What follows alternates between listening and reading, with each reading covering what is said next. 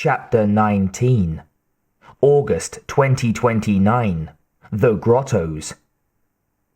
With both fists, Mike pounded the desk beside Daniel's bed, taking out her frustration on its ancient metal construction. "Out," she said. "Everybody out." Her glare, its effect little diminished by her tears, swept across everyone in the room and those visible in the observation chamber. Lake hesitated, then turned and left, saying nothing, her spine stiff. Kyler, Mark, and others followed, all but Daniel, who lay, eyes closed and head cocked as if listening, and John and Kate. John stood and moved into the bedroom. It was cooler in here. Mike glared at him, but did not repeat her demand. When the outer door had rotated closed on the last of the medics, she turned again to the man on the bed. "Danny, tell her this. It's important. Tell her, I know things about you I couldn't know, because you didn't tell anyone. Are you telling her?" "Yes." "Tell her, when you were 16, you were almost raped by your cousin Tonio. It was your word against his. He was never charged. That's one reason you let Alex talk you into joining the sheriff's department. The reason you never told Alex. Are you telling her?" "Yes." "What's she saying?" "She's not saying anything. She's not pointing the gun at me. I think she's scared." Mike laughed. It was a brittle noise. "Tell her, the scar on your lower back isn't from falling on a tin can lid. It's from when you and your brother Pete were sword fighting with machetes when you were 13. You made up the tin can story so your mother wouldn't complain about you being a tomboy. Are you telling her?" "Shut up! Shut up!" Mike leaned back from Daniel's sudden vehemence. The pain she was feeling was obvious to John from the strain in her voice, the strain on her face. "Are you saying that, or is she saying that?" Daniel's eyes opened. "She's saying that, but it's upsetting him. Sorry. Whenever Danny gets emotional, whatever he says, sometimes whatever he's hearing spills out of my mouth." He was reddening, his expression one of distress. "It's okay. Calm down. Tell her. Pete knows about the lie, but he doesn't know that you never confessed in church for lying to Mama about it. You never confessed because it happened the same summer you decided to leave the church. And we are talking to you from the future, and the bombs are coming. And if you don't do something about it, everything and everyone you ever cared about might die forever. Are you telling her?" Daniel's eyes closed. "We're telling her. Daniel stretched out with his left hand, as if reaching to someone before him. Then his arm fell, his head lolled to the side.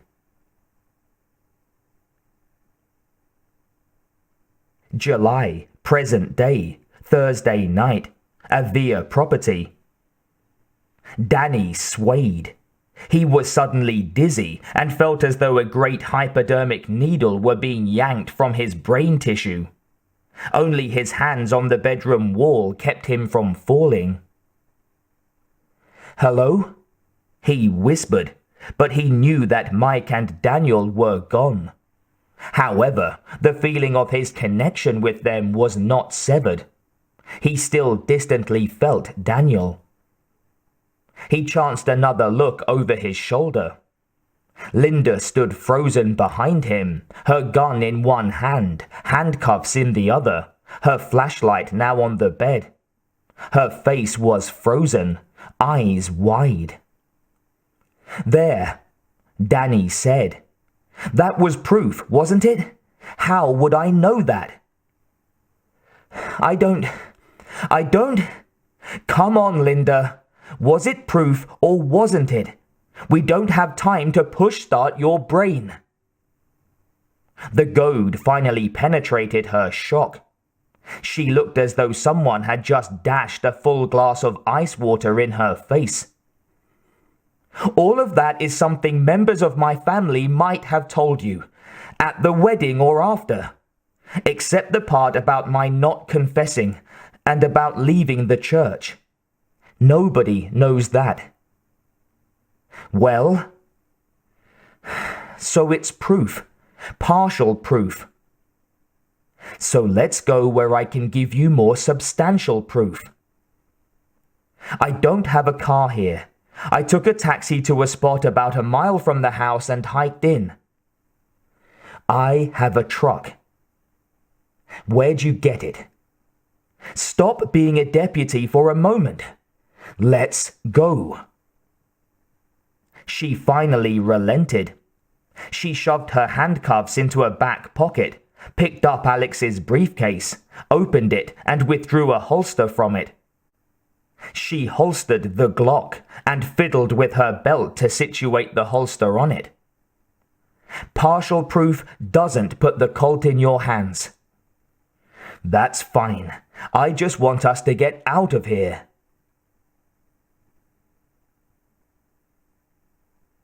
They moved down the stairs, into the kitchen and to the back door. Danny adjusted the strap of the soft-side briefcase that hung at his hip. Finally, he had his laptop again.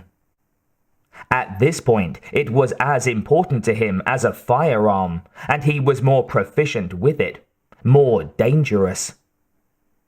As Danny reached for the door handle, the house rattled, and there was a tremendous crash from the front entryway.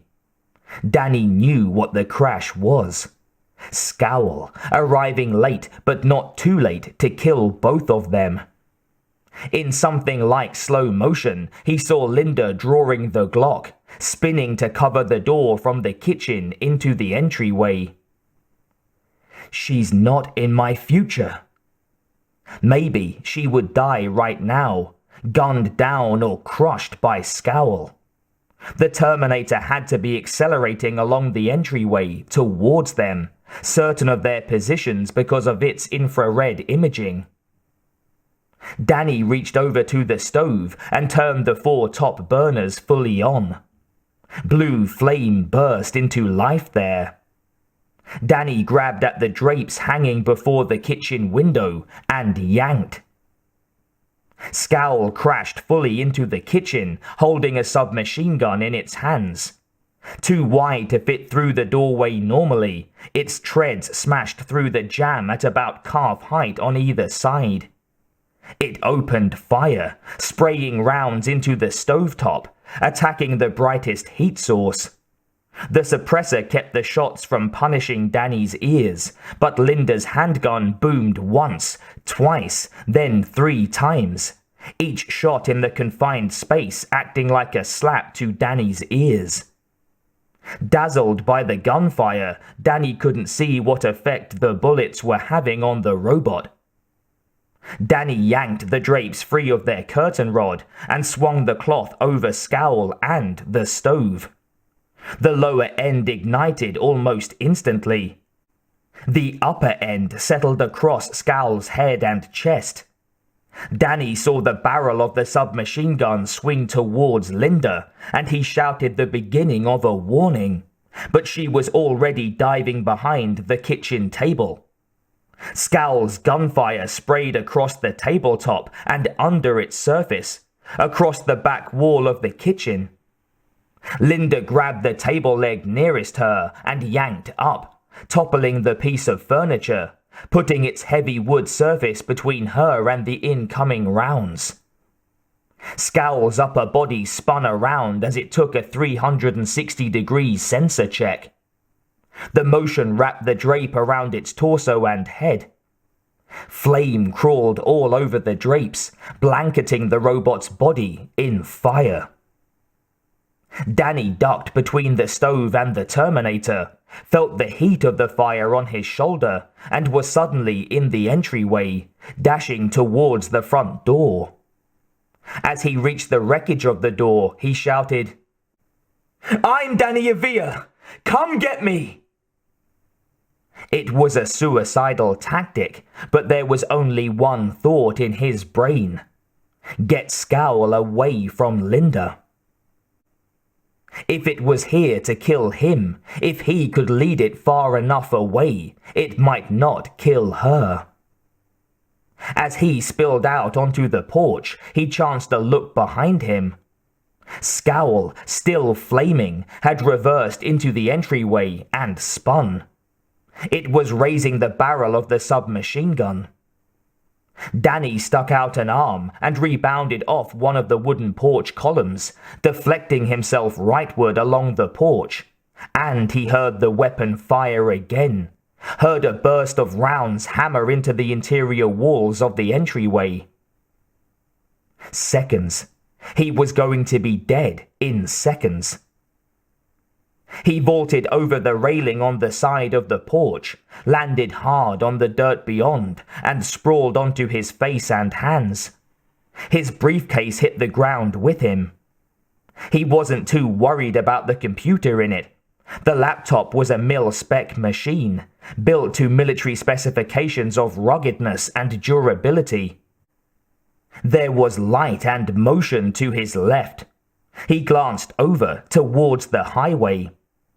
He could see the headlights of cars and trucks passing along Highway 58, and closer, headlights approaching from the access road. If he could have felt anything, Scowl would have felt growing irritation. Its visual sensors, both those in the human visual range and the infrared registers, were at reduced efficiency, and its primary target was proving unusually difficult to terminate. Scowl reached up to tear the burning drapes from its torso. The action cost it a few seconds of time, but restored its visual acuity to normal. It looked along the exit route its target had taken. Its target was either out of sight or had changed its configuration. The most obvious light and heat source in the vicinity, not including the remnants of the drapes, was an incoming vehicle. Its headlights were trained on Scowl and/or the front of the Avila property, and it was approaching at a rate that caused Scowl's threat register to climb precipitously.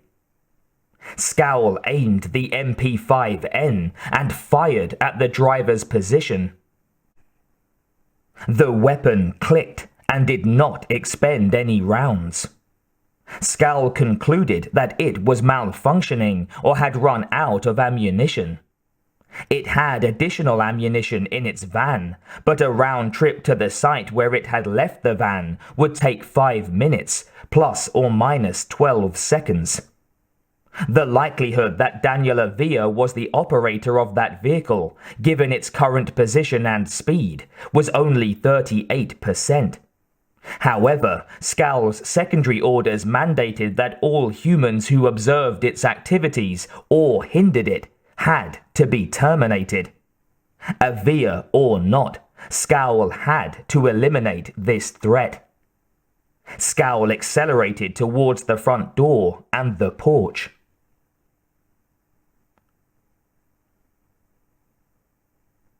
Scrambling on all fours back towards the cover represented by the side of the house, Danny saw the sheriff's department car enter the patch of earth where the Avilas parked and slew to the right, facing its driver's side window towards the house.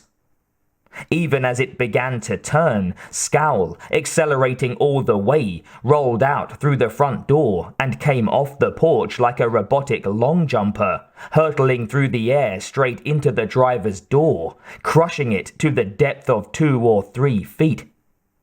The impact caused the car's front end to slew farther right. Danny saw the vehicle tilt, then roll onto the driver's side, roof, passenger side, and continue rolling until it was on its wheels once more. Scowl was still jammed in the driver's side door. Danny got onto his feet. His legs trembled. He heard pounding steps behind him, glanced back to see Linda rounding the back corner of the house. There were minor explosions from inside the car, gunshots, and then, just as Linda reached Danny, a scream. "Oh God!" she said. "Fitch!" She started forward, but Danny grabbed her arm.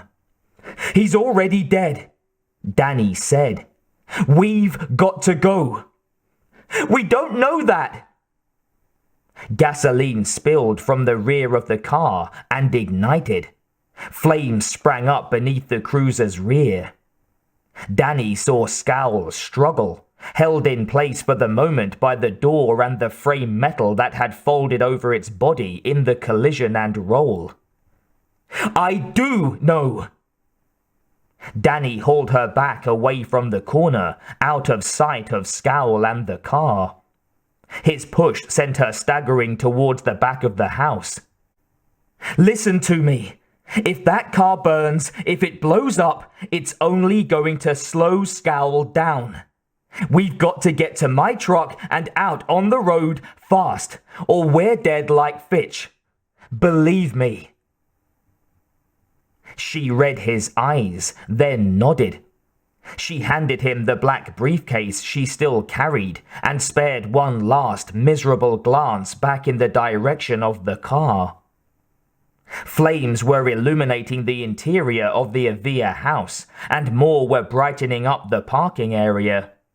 Daniel heard a whoomp as they sprang up more strongly from the car. "Come on, we keep the house between us and it until we get to the orange trees. Then we cut across to the Tremonts. The flames may give us the cover we need to get that far." Not waiting for a response, he ran, and Linda ran after him.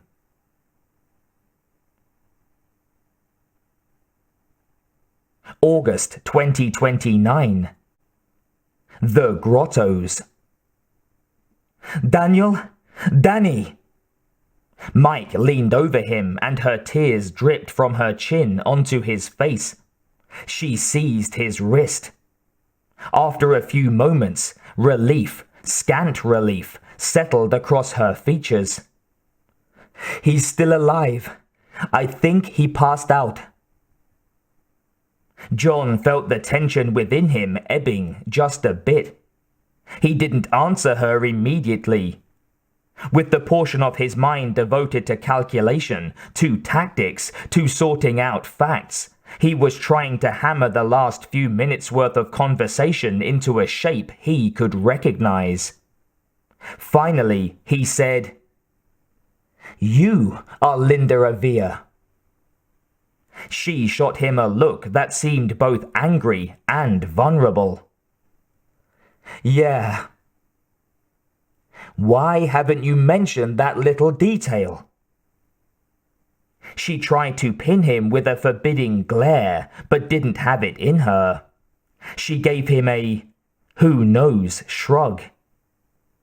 "I never lied to you, John. I just left some things out. My whole name is Michaela Linda Herrera Avila. I went by Michaela when I was growing up, but when I got to high school, I had this teenage need to be someone different, so I started calling myself by my middle name. And when I married Alex, I became Linda Avila." "And?" John frowned, adding up ages, dates. "Mark is Daniel's son?" She nodded. "Does Daniel know?" "No." "Why not?" "Damn it, John!" "Mike, I wouldn't pry into matters that had been dead for decades if they really had been dead for decades." But I need to know everything I can if I'm going to help keep Daniel alive. Not just at this end. Jesus, what happens if he gets killed back on Judgment Day? It's just not the time to keep secrets. She drew a long, shuddery breath while deciding, then nodded. You remember how it was when you and Kate found us? Sure, your little commune under the dam. Half California Highway Patrol and half university scientists. Feeding yourselves with hydroponic gardens and spending what little free time you had playing around with high-order mathematics. Stuff that really came in handy when we had to decipher the continuum transporter. Mark was, 6? Yeah. Then we got folded up into your group and I met Danny again. She leaned back and ran her fingers through her hair. He didn't remember me, and he was as crazy as a bug. What was I supposed to say? We used to be in love? It's time for you to love me again? Oh, and here's your son. His name is Mark. I didn't want my little boy looking up to a crazy man, taking him as a role model. What would Mark have grown up to be? And I didn't want anything from Daniel that I had to get by asking for it because he didn't know how to give it. John wanted to ask, Good Lord, woman, what have your pride and your inflexibility on this matter cost you? But he didn't. Does Mark know? She nodded. I told him when he turned 18. By then he was old enough to appreciate Daniel for his good points and mature enough not to rely on him, or to hate him for the stuff that was outside his control. Why did you start calling yourself Mike again? She swallowed. I was with a bunch of peace officers in those early days. They remembered all the APBs out on a Danny Avila, especially the one about him killing a sheriff's deputy. Some of them weren't going to believe he was innocent until they'd had the chance to get the truth out of him themselves. They might remember Linda Avila too, widow of one deputy, sister-in-law of, and maybe conspirator with, a suspected killer. John, it was just the time to become someone different. She reached up to touch a strand of hair that had escaped her ponytail and swayed into her face. I guess it helped that hair bleach kind of went into short supply. John snorted, then finally circled in on the question whose answer he dreaded most. Mike, what happened to Danny back then? She shook her head. I don't know. We got separated and, because I don't know what happened then, I have no idea what's going to happen now. She heaved a misery-laced sigh. Prophecy really bites when you only get little scenes of the future. She was startled by his sudden harsh, knowing laughter. July, present day, Friday, pre-dawn, Kern County, California. Danny snapped to wakefulness, too warm and shrouded in darkness. Then he felt Linda's arm across his chest, the warmth of her alongside him, and the irregular rigidness of the pickup bed beneath his back, barely cushioned by the new sleeping bag the two of them were lying atop. There was a jagged bit of grey in the blackness over his head. It swayed and seemed impossible for him to focus on. It took him a moment to realize he was looking up at a tear in the tarpaulin that they'd stretched over the pickup bed, and that morning was beginning to dawn beyond it. Are you awake? Linda whispered. Uh-huh. He flexed experimentally. His back was sore, probably both from last night's exertions at the family house and from lying on the truck bed. She continued in a more normal tone. "We need to figure out what to do today." "Sure." He didn't feel like doing anything today, or ever again. The image, fabricated in his own mind, since he hadn't seen any of it, of his mother dying under the guns of the Terminator he'd helped to create, hovered just in front of him, and he felt as though 2 tons of sandbags were pinning him in place. "Well, nothing's coming to mind." "Are your future voices there?" "No, still gone." "So we're going to have to figure it out for ourselves. Let's start with the truck. It'll have been reported stolen by now. We're going to have to replace it with something else." He sighed, reluctant to be dragged out of his depression. "Mark said that we might find another pickup, something that looked similar, and just swap license plates." "Yeah, that's something perps do all the time." "Welcome to perphood, Linda." She snorted. "Is Mark one of them?" "Yeah, Mark Herrera. He was advising me on weapons and tactics." "Huh. I have an uncle named Mark Herrera in Texas. My favorite uncle. Do you suppose—" "No, this was a young guy in the future, and his family's from California. Couldn't be your uncle." "Oh." She was silent for a moment. She rolled onto her back, and Danny saw a bit of blue light flare from her wrist as she pressed the button for the backlight on her watch. "We can get to Tehachapi or Mojave before it's light and pull a switch on the license plates." "Well, let's do that, I guess." "And then what, Danny?